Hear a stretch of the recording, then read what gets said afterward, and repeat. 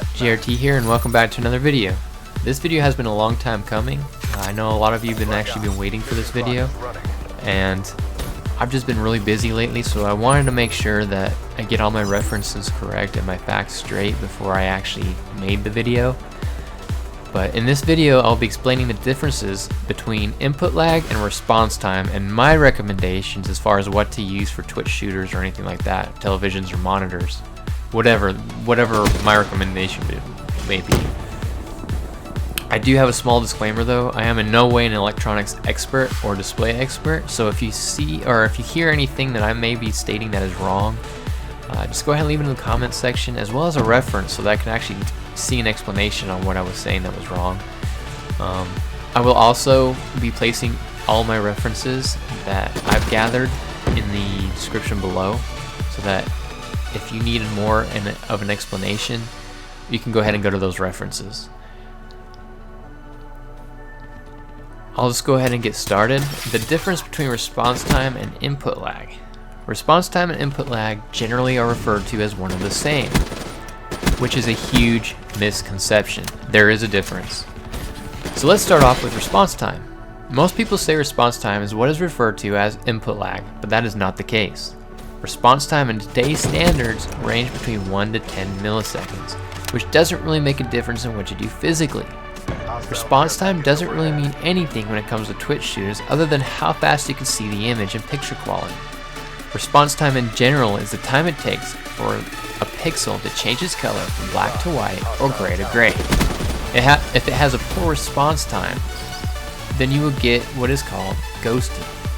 I'd like to note that there is a difference in terminologies when it comes to ghosting, but in this case I'm using it as a process in which those pixels can change fast enough to keep up with what is going on your screen. So in other words, if the pixel can't keep up, then you'll get what is called, well, blurring on the screen. You'll either see blurring on the screen or nothing at all. So say your character's trying to move fast across the map, or you're turning, and another person's seeing that, they may see a lot of blurring on their screen because they have a really high response time. According to Linus Tech Tips though, ghosting hasn't really been an issue for a while now, so response time you really shouldn't worry about too much. So let's go ahead and talk about input lag. Input lag is the time it takes for your button mashing to register on your display. So for instance, let's map out all the details.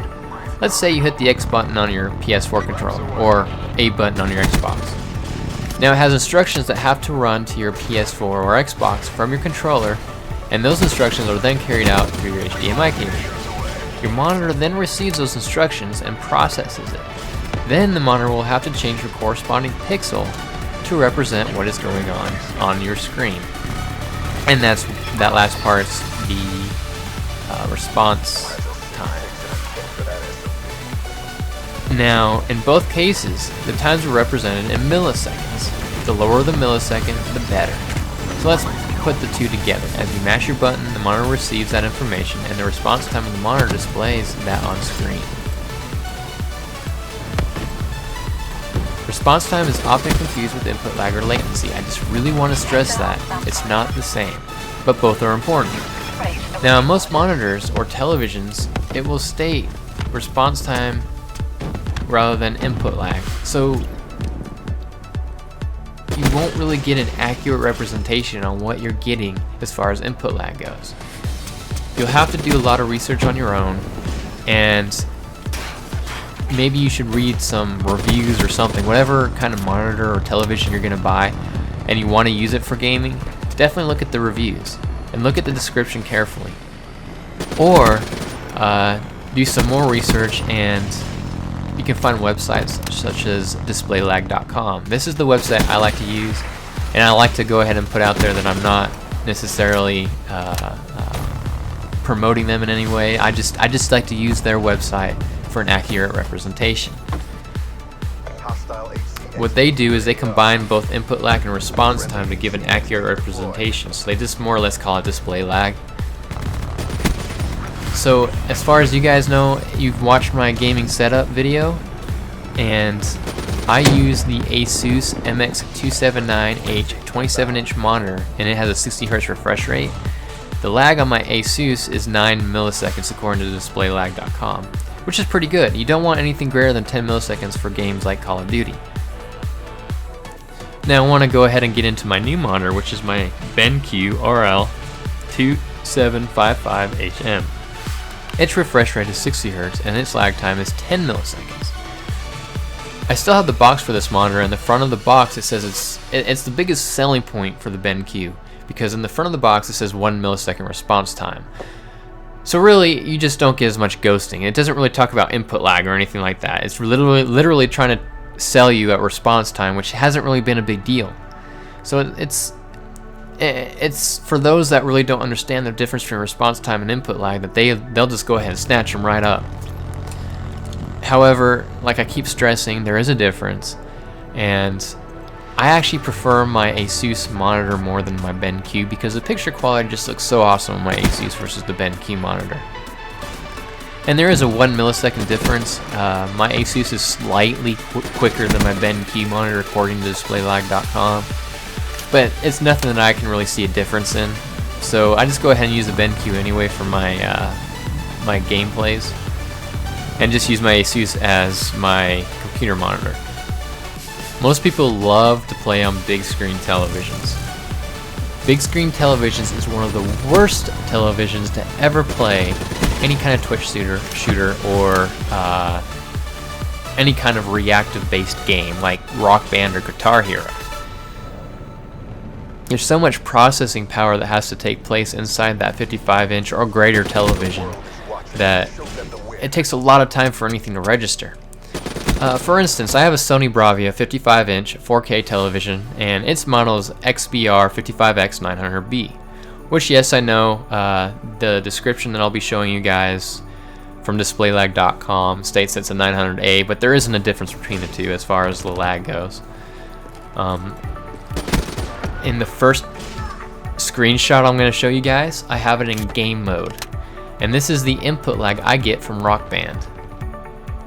Now, as you can see, it's pretty high, but in the next screenshot you'll see the difference, and in the next screenshot it's going to be in what is called cinema mode or theater mode, I believe, and you can see the huge increase as far as the lag goes.